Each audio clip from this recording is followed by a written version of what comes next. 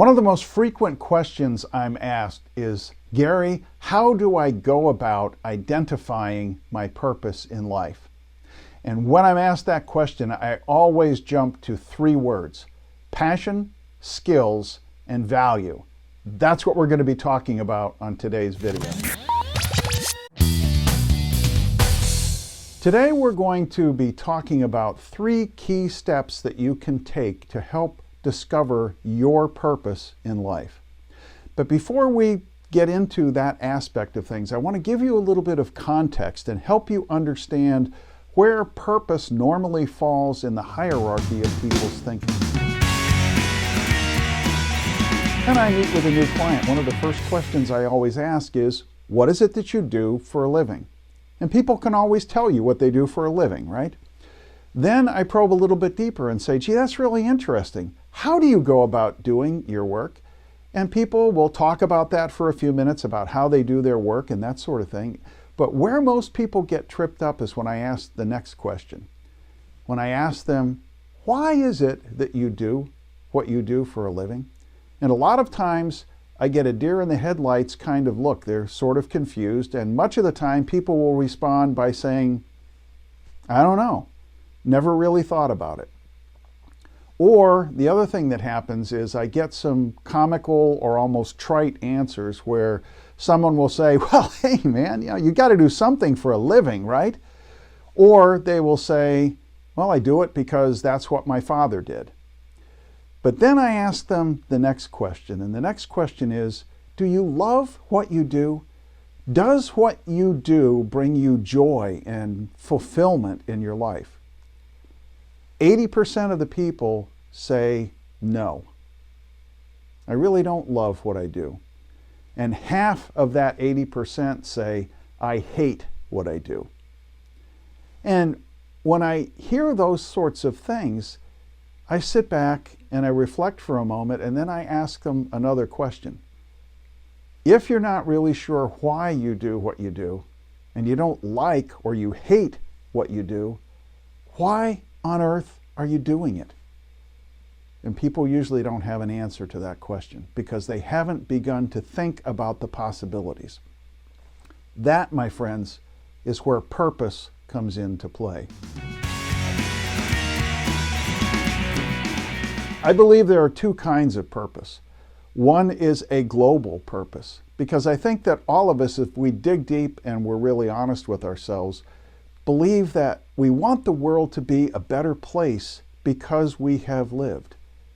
It's kind of like the Steve Jobs movie that stars Ashton Kutcher. At the very end of the movie, Steve has let go every member of his board except for his board chairman and the corporate attorney. And they're sitting in this beautiful boardroom, and the corporate attorney turns to Steve and says, so, Steve, what are we going to do now? And Steve looks at him and smiles and says, we're going to make a dent in the universe. And I believe that each and every one of us wants to leave a little dent in the universe. But then beyond that, we have each and every one of us a unique purpose, something that we have uniquely been gifted to do, but we have to take the time to discover what that purpose is. And that's where these three keys that we're going to be talking about today come into play. What I want you to do is do a little homework assignment for me. Grab 4 pieces of blank paper. On the top of the first piece of paper, write the word passion. On the top of the second piece of paper, write the word skills. On the top of the third piece of paper, write the word value. And on the top of the fourth piece of paper, write the word purpose. Set all of them aside except for the sheet that has the word passion on it. And I want you to spend some time thinking about, what is it that you are passionate about in life? It may not be your work. It may be things like woodworking or electronics or gardening or landscaping. But make a list of all of the things in life that you are really passionate about doing and pursuing. Now, there are those people who will come to me and say, I'm very, very passionate about my work. And I say, great. I'm glad if that's the case. But let me ask you a question. Let's say that on your way home from work tonight, you stop by the convenience store to buy a gallon of milk. And while you're there, you notice that the lottery tonight is for a fairly substantial amount of money. So just for ha-has, you buy a lottery ticket. You take it home, and as you're watching the news this evening, they announce the winning numbers for the lottery, and you find out that you just won $200 million. Here's my question for you. Tomorrow morning, are you going to go into work and into your boss's office and say, boss, I just won $200 million in the lottery last night, but I love my work so much that I'm going to come to work for free because I'm so passionate about it? Or are you going to go to work tomorrow and say, boss, I won $200 million in the lottery last night. Here's my resignation. Answering that question will tell you just how passionate about your work you really are. So make that list of things that you're passionate about. Then set that aside and get the piece of paper that you labeled skills. And take the time and write down all the skills that you have.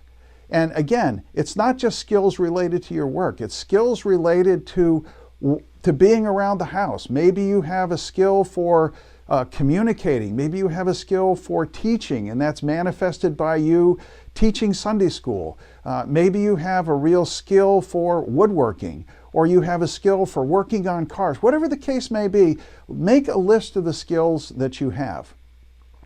And then what I want you to do is take the page that has passions and the page that has skills, put them side by side, grab the paper that has value on it, and begin thinking about how you can combine your passions and your skills in a way that will add value to your world. And not just add value, but in a way that you can be compensated for. And as you begin to think through those things and write down your ideas, you begin to get a sense for what might make you happy and really enable you to live a fulfilled life. But it also helps you begin to define your purpose. So as you begin to get ideas, grab the sheet that you labeled purpose and start making some notes about things that might be a great individual purpose for you.